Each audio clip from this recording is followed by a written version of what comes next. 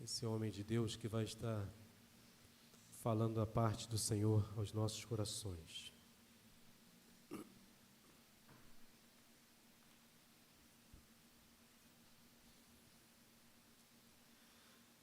Pai, obrigado, Deus. Mais uma vez, ó Pai, queremos agradecer ao Senhor, ó Pai, por esses cuidados, ó Deus, que o Senhor tem tido conosco, ó Pai.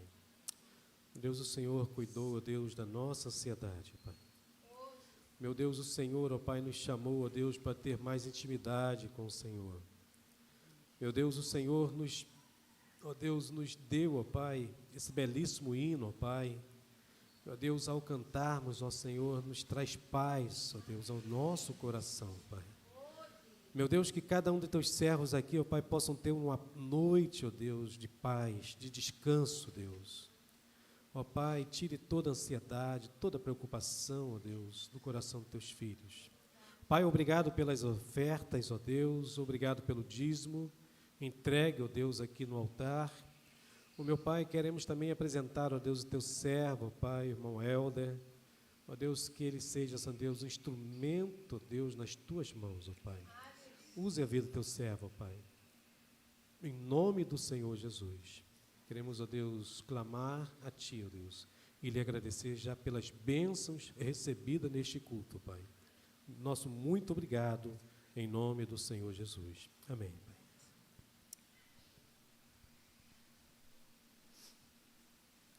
Amém, meus irmãos, graça e paz, louvado seja o nome do Senhor. Agradecemos a Deus por essa oportunidade que Ele nos concede, de estarmos aqui nessa noite reunidos como igreja, para adorar a Cristo, o nosso Senhor. Abra sua Bíblia na segunda carta de Paulo aos Coríntios, capítulo 5, verso 18 ao 21. Segunda carta de Paulo aos Coríntios, capítulo 5, 18 ao 21. Vai ser o texto base que eu irei compartilhar com a igreja, essa mensagem tão profunda, onde Paulo vai tratar do ministério da reconciliação, que é a maior necessidade do homem de se reconciliar com Deus. Vamos à leitura do texto sagrado.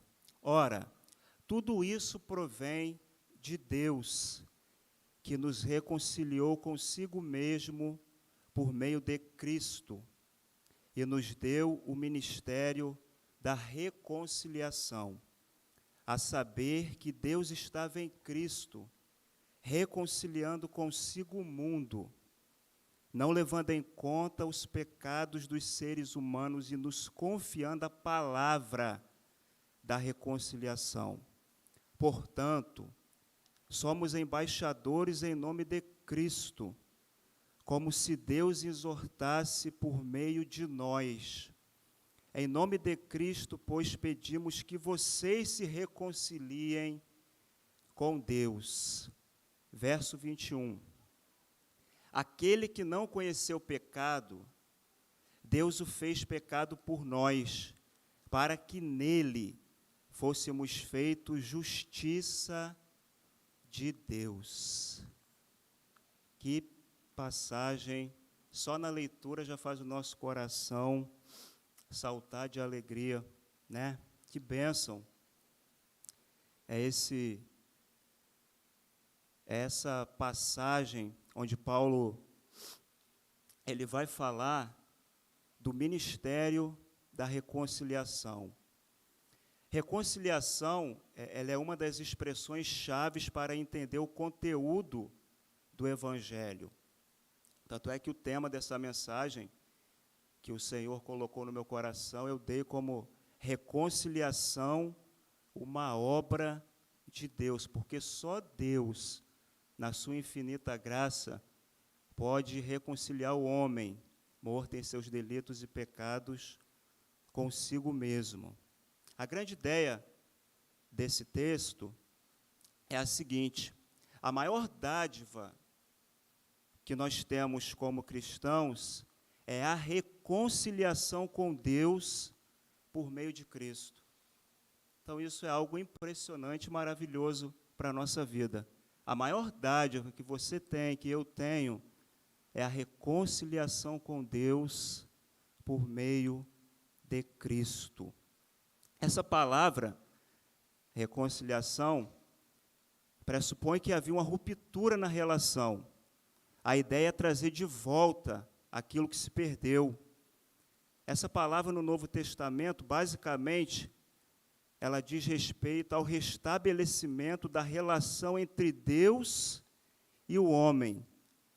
Na reconciliação, o homem que era inimigo, o homem que vivia em inimizade, ele passa a ter paz com Deus.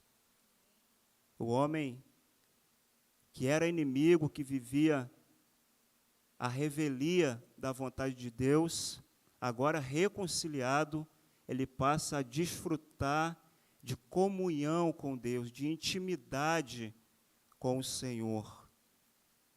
Um texto muito interessante, em Lucas, capítulo 15, e o verso 32 diz assim: mas era preciso festejar e alegrar-se, porque este seu irmão estava morto e reviveu.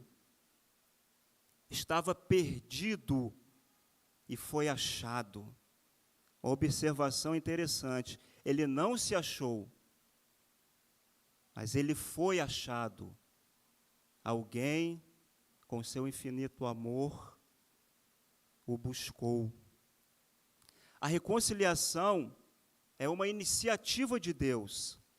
Na reconciliação, o ofendido, no caso Deus, é quem busca o ofensor, o homem. O Evangelho não é o homem buscando a Deus, mas Deus, em sua infinita graça, buscando o homem. Se Deus não tomasse a iniciativa em nos reconciliar, nós jamais seríamos salvos, pois a disposição do nosso coração é fugir de Deus. Então, na reconciliação, é Deus quem vem ao nosso encontro. Adão, onde estás? Depois que Adão pecou, foi Deus que foi ao encontro de Adão com essa pergunta. Por isso que o texto diz no verso 18, a primeira linha: ora, tudo isso provém de Deus. Então, é Deus que toma a iniciativa. Porque ninguém acorda de manhã, o homem natural, sem a habitação do Espírito de Deus, ele não vai acordar de manhã dizendo assim: hoje eu acordei disposto a me reconciliar com Deus. Porque a inclinação do coração do homem sem a graça de Deus, ela é depravada, é inclinada ao pecado. Mas na reconciliação é Deus que vem ao nosso encontro. Tanto é que João, na sua primeira carta, ele vai dizer: nós amamos a Deus porque Ele nos amou primeiro. E Ele não viu nenhum mérito em nós para nos amar. Ele não viu nenhuma beleza que chamasse a sua atenção. Por isso, J. Park, um teólogo muito capaz, ele disse o seguinte: o amor entre as pessoas é despertado por alguma coisa encontrada no amado, mas o amor de Deus é livre, espontâneo, sem causa nem inspiração. Deus ama pessoas porque Ele escolheu amá-las. Que coisa linda. Por isso que Paulo vai dizer em Romanos 5:8 o seguinte: mas Deus prova o seu amor para conosco, ao ter Cristo morrido por nós, quando ainda éramos pecadores. Então, Ele nos amou, sendo nós pecadores. Ele olhou para a nossa miséria, olhou para as trevas espirituais que faziam parte da nossa vida, do nosso coração, e Ele resolveu, em sua infinita graça, nos reconciliar consigo mesmo. A Ele toda a glória, toda a honra e todo o louvor. De todas as necessidades humanas, a maior de todas elas é a reconciliação com Deus, por meio de Cristo. Fora disso, o homem sofrerá o severo juízo de Deus. Romanos 1,18, Paulo vai dizer assim: a ira de Deus se revela do céu contra toda a impiedade e injustiça dos seres humanos, que por meio da sua injustiça suprimem a verdade. Então, há uma ira por vir aos não reconciliados. Lloyd Jones, um grande pregador, ele vai dizer o seguinte: a principal função do Evangelho não é distribuir bênçãos, mas nos reconciliar com Deus. Essa é a missão precípua e principal do Evangelho, é nos reconciliar com Deus. Então, há muita gente tendo uma visão do Evangelho diferente daquela que nós, que cremos na doutrina bíblica, temos. Muitos querem o glamour do Evangelho, mas não querem a cruz para carregar. Querem saúde, vida financeira boa, mas o propósito da encarnação de Cristo não foi esse. Isso pode até vir a acontecer, porque Deus, em sua infinita graça, se Ele quiser resolver nos abençoar, Ele nos abençoa. Mas a principal função do Evangelho é buscar o homem caído, é reconciliar o homem com Deus por meio de Cristo. Por isso que Paulo, na sua carta aos Romanos, que é uma carta belíssima, no capítulo 5, verso 10 e 11, ele vai dizer assim: porque se nós, quando éramos inimigos, fomos reconciliados com Deus pela morte de seu Filho, muito mais estando já reconciliados, seremos salvos pela sua vida. E não somente isso, mas também nos gloriamos em Deus, por meio de nosso Senhor Jesus Cristo, pelo qual recebemos agora a reconciliação. Note que a mensagem de Paulo, ela sempre foi uma mensagem cristocêntrica. Note que ele sempre vai dizer que a reconciliação é uma obra de Deus, mas por meio de Cristo. Cristo é o agente dessa reconciliação, desse chamado à comunhão com Deus. Ele traz o homem de volta a Deus. Na reconciliação, não é o homem indo ao encontro de Deus, não é o homem indo ao céu, é o céu vindo ao homem na pessoa de Cristo. Sendo assim, nós podemos citar com alegria, com o nosso coração transbordando de gratidão, Romanos 8:1. Paulo vai dizer assim: portanto, agora já não há condenação alguma para os que estão em Cristo Jesus, nosso Senhor. Consegue mensurar isso?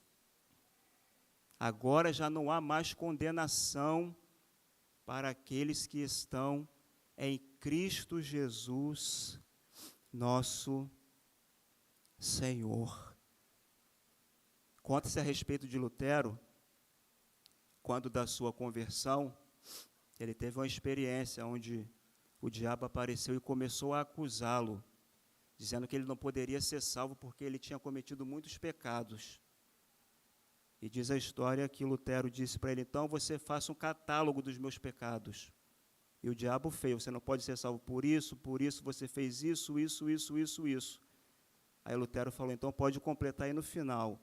Mas o sangue de Jesus, o Filho de Deus, me purifica de todo pecado. Então não há condenação para aqueles que estão em Cristo Jesus. Daí João vai dizer: quem tem o Filho tem a vida, mas quem não tem o Filho não tem a vida, e a ira de Deus permanece sobre ele. O verso 18, entrando agora na nossa exposição do texto, ele diz assim: ora, tudo isso provém de Deus. Como eu falei para os irmãos aqui no começo, a reconciliação é uma obra de Deus. Se você fizer uma leitura aí retrospectiva, no verso 17 do capítulo 5, vai dizer assim: e assim, se alguém está em Cristo, é nova criatura. As coisas antigas já passaram, eis que se fizeram novas. Aí no verso 18, Paulo continua a sua linha de pensamento: ora, tudo isso provém de Deus. O ser nova criatura, a reconciliação, é uma obra da graça. Ora, tudo isso provém de Deus, é uma obra de Deus, que nos reconciliou consigo mesmo, por meio de Cristo, e nos deu o ministério da reconciliação. Aqui eu penso que possivelmente Paulo está aqui reverberando a sua própria experiência de salvação no caminho de Damasco. Ele, que era o inimigo de Deus, que tinha pegado a autorização do sumo sacerdote, estava a caminho de Damasco para prender os do caminho, que se porventura tivesse alguém lá adorando, ele ia trazer manietado para Jerusalém. Mas caminhando para Damasco, Atos 9 vai dizer que uma luz do céu o impediu. E ali ele caiu diante do resplendor daquela luz. E o próprio Senhor falou para ele: Saulo, Saulo, por que me persegues? E ali ele teve a sua vida transformada, ele teve a sua vida reconciliada com o Senhor. Então aqui eu penso que ele está reverberando isso. O ministério da reconciliação não foi uma invenção de Paulo, e nem foi dado a ele por meio de homens, mas Paulo recebeu do próprio Deus. Por isso que o texto vai dizer que nos reconciliou consigo mesmo, por meio de Cristo, e nos deu. Ou seja, Paulo recebeu do Senhor esse ministério. Aos Coríntios também ele vai dizer no capítulo 11 da primeira carta: aquilo que eu recebi eu compartilho com vocês. O que eu recebi do Senhor, eu também vos ensino. Então, Paulo recebeu do próprio Deus esse ministério da reconciliação. Verso 19, ele prossegue: a saber, aí aqui ele vai explicar. O verso 19 e o 20 fala do conteúdo desse ministério da reconciliação, a saber. Aí Paulo vai explicar agora como se dá a reconciliação do homem com Deus. A saber, ele vai explicar, a saber, Deus estava em Cristo, reconciliando consigo o mundo, não levando em conta os pecados dos seres humanos e nos confiando a palavra da reconciliação. É muito interessante isso aqui, Deus estava em Cristo. Isso tem um significado redentor, salvífico. Deus estava em Cristo. Cristo era o Deus encarnado, o Verbo que se fez carne e habitou entre nós. Por isso o seu sacrifício na cruz, ele foi perfeito, ele foi único, ele foi cabal, porque ali era o Deus encarnado que estava fazendo aquela obra de reconciliação, de trazer o homem de volta para Deus. Interessante que o texto também diz: reconciliando consigo o mundo, não levando em conta os pecados dos seres humanos, não levando em conta os nossos pecados. Isso aqui é muito interessante. Interessante também aqui notar que reconciliando consigo o mundo, não é aqui o universalismo onde todos serão salvos. Não, não, não. Aqui Paulo tem em mente as pessoas, o mundo, as etnias onde Deus tem os seus escolhidos, onde Deus tem os seus eleitos, que por meio da pregação eles serão reconciliados com Deus. E Deus não levou em conta os pecados dos homens. Que interessante, que profundo isso. Por isso o Salmo 130, o verso 3, ele diz assim: se tu, Senhor, observares iniquidades, quem, Senhor, poderá escapar? O profeta vai dizer que Deus, ele é tão puro de olhos que não pode contemplar o mal. Quem poderá escapar? Provérbios 20, versículo 9, diz assim: quem pode dizer, purifiquei o meu coração, estou limpo do meu pecado? Quem pode fazer essa pergunta e quem pode responder? Quem é que pode se autopurificar? Quem é que pode lavar o seu coração da iniquidade e do pecado?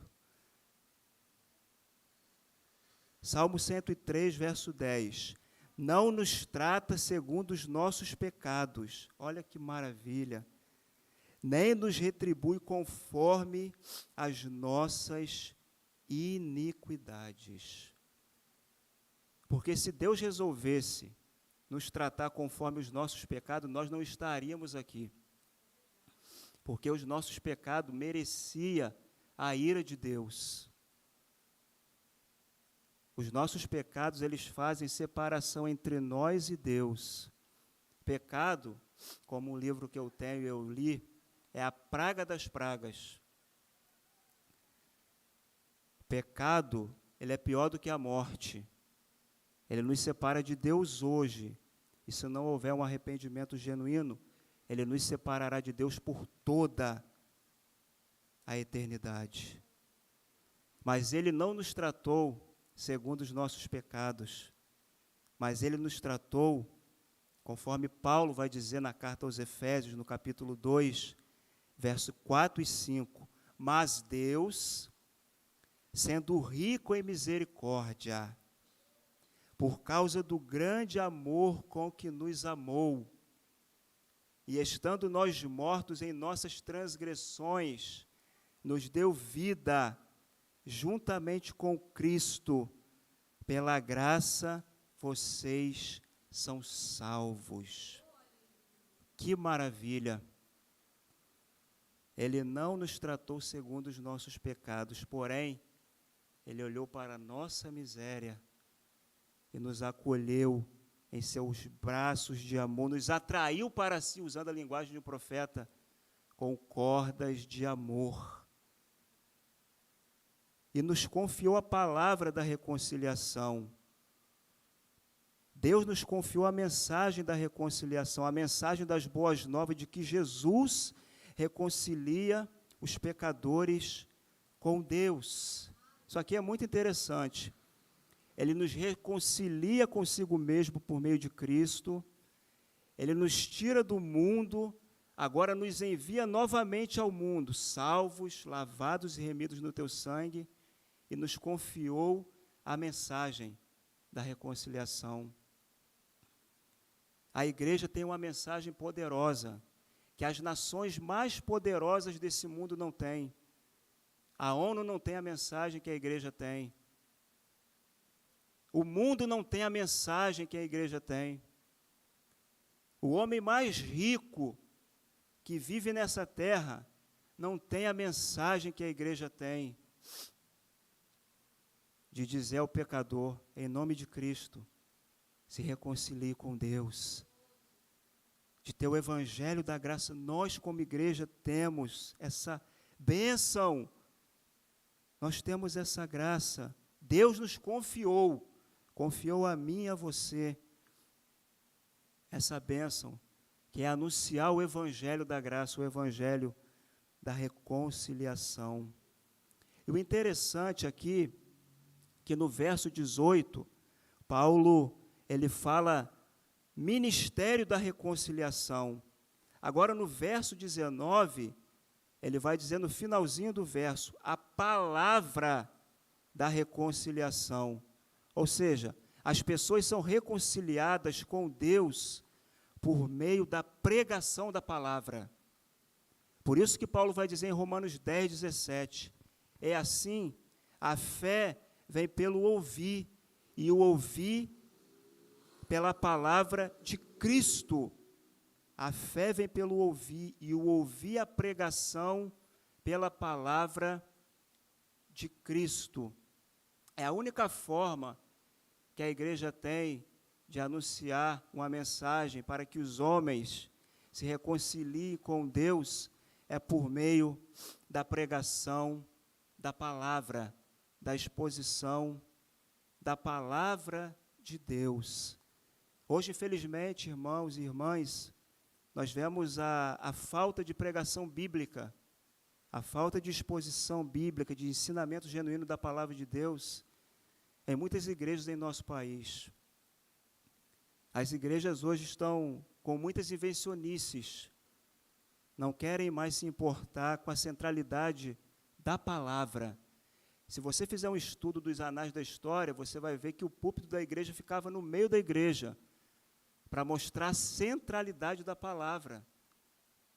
Hoje muitas igrejas querem show, querem glamour, mas não querem primar e prezar por aquilo que realmente reconcilia o homem com Deus, que é a pregação da palavra, que os nossos pais na fé morreram por conta disso, por defender o ministério da palavra.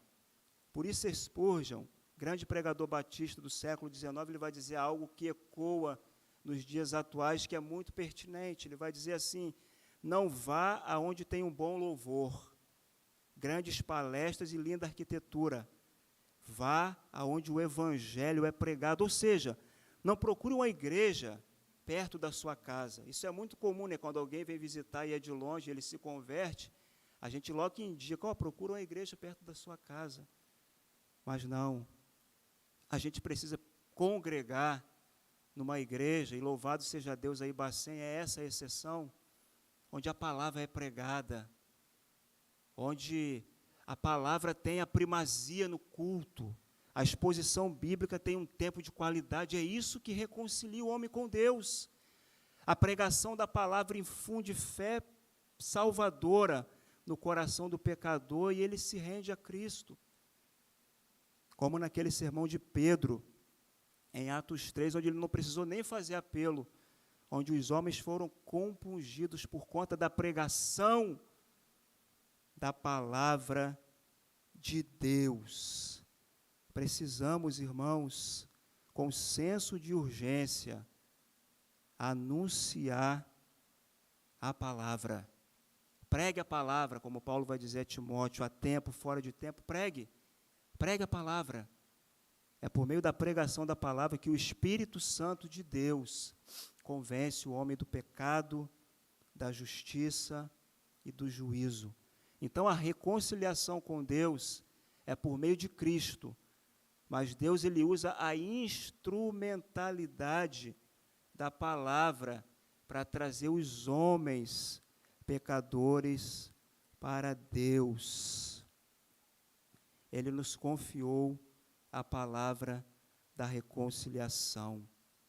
No verso 20, Paulo continua o seu argumento dizendo: portanto, o portanto aqui é um elo vital de conexão com aquilo que foi dito anteriormente.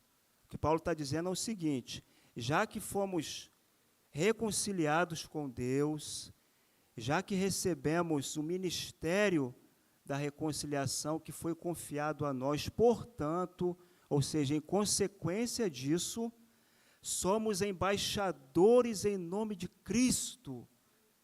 Que maravilha!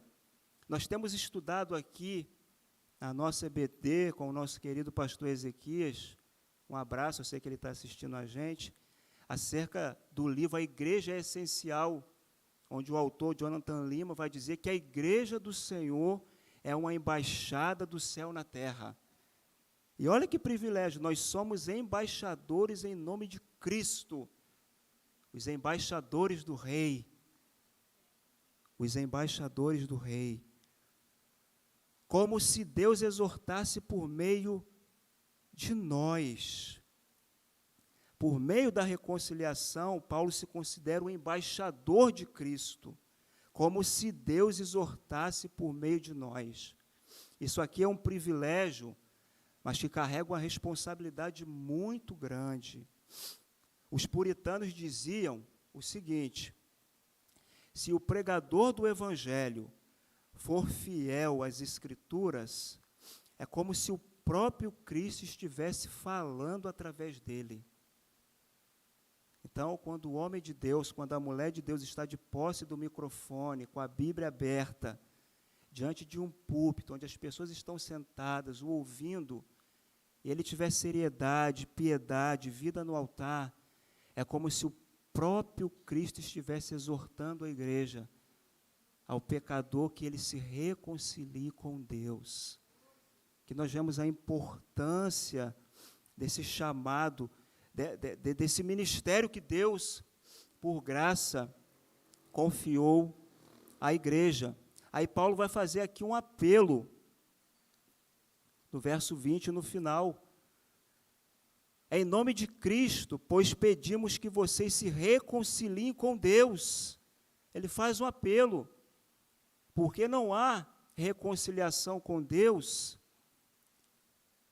fora da pessoa de Cristo. O autor da salvação é Deus, o agente é Cristo. Jesus é o pontífice, a ponte que une o homem com Deus. Ninguém jamais será reconciliado com Deus, senão por meio da obra de Cristo. As pessoas costumam dizer que todas as religiões levam a Deus, mas isso é uma falácia. Todas as religiões levam ao juízo de Deus. Somente Cristo nos leva a Deus. Por isso, João 14:6, ele vai reverberar aquele texto lindíssimo. Eu sou o caminho, a verdade e a vida. Ninguém vem ao Pai senão por mim. Só por meio de Cristo nós podemos ter vida de comunhão com Deus. A nossa comunhão com Deus é a partir da nossa união com Cristo. É isso que nos faz ter comunhão com o Senhor. E no verso 21, eu costumo dizer que esse texto, ele é belíssimo. Se tivesse só esse verso na Bíblia, 2 Coríntios, capítulo 5, e o verso 21, se tivesse só esse verso, seria o suficiente para a igreja anunciar o Evangelho. Aqui está todo o conteúdo da mensagem do Evangelho.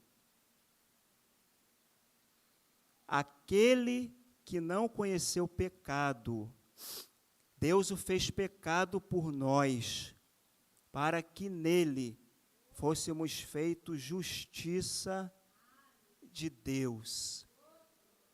Que coisa tremenda. Mas eu quero ler na versão NVT, que vai aclarar o nosso entendimento. Nova versão transformadora, o mesmo verso 21 do capítulo 5 de 2 aos Coríntios, diz assim: pois Deus fez de Cristo, aquele que nunca pecou, a oferta por nosso pecado, para que por meio dele fôssemos declarados justos diante de Deus. Por isso que a igreja do Senhor, ela precisa ter uma mensagem cristocêntrica, não antropocêntrica. O homem não pode ser exaltado na igreja, é Cristo, porque é por meio de Cristo, o nosso pontífice, é que nós temos a nossa vida reconciliada com Deus. Interessante que o texto diz, pois Deus fez de Cristo aquele que nunca pecou a oferta por nosso pecado. Hebreus 4:15, um texto belíssimo da Sagrada Escritura, vai dizer assim: porque não temos sumo sacerdote que não possa se compadecer das nossas fraquezas. Pelo contrário, ele foi tentado em todas as coisas, à nossa semelhança, mas sem pecado. Thomas Watson, um puritano muito piedoso, ele disse algo muito interessante, muito teológico.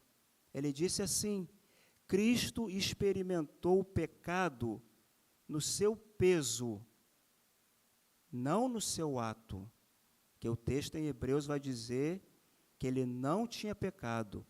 Thomas Watson aqui está reverberando algo muito interessante, que vai coadunar com aquilo que Pedro vai dizer na sua carta, 1, capítulo 2, o verso 24, que Thomas Watson falou, é muito interessante. Cristo experimentou o pecado no seu peso, não no seu ato. O apóstolo Pedro vai dizer o seguinte: carregando ele mesmo em seu corpo sobre o madeiro os nossos pecados, para que nós, mortos para os pecados, vivamos para a justiça.